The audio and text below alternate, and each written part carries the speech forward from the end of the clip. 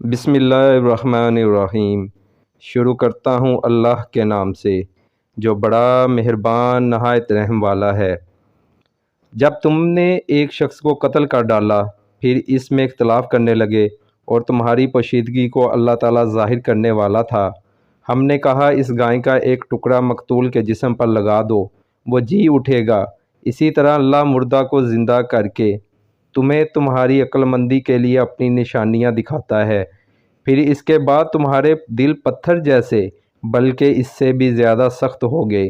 بعض پتھروں سے تو نہریں بہہ نکلتی ہیں اور بعض پھٹ جاتے ہیں اور ان سے پانی نکل آتا ہے، اور بعض اللہ تعالیٰ کے ڈر سے گر پڑتے ہیں، اور تم اللہ تعالیٰ کو اپنے اعمال سے غافل نہ جانو۔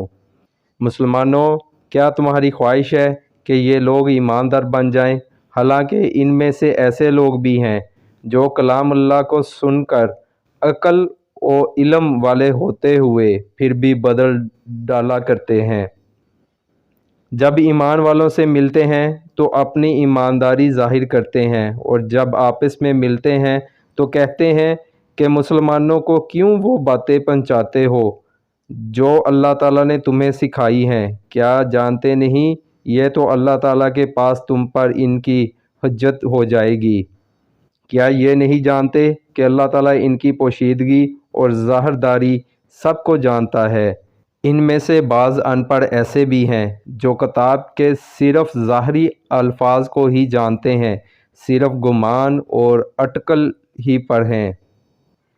ان لوگوں کے لیے ویل ہے جو اپنے ہاتھوں کی لکھی ہوئی کتاب کو اللہ تعالیٰ کی طرف کی کہتے ہیں اور اس طرح دنیا کماتے ہیں۔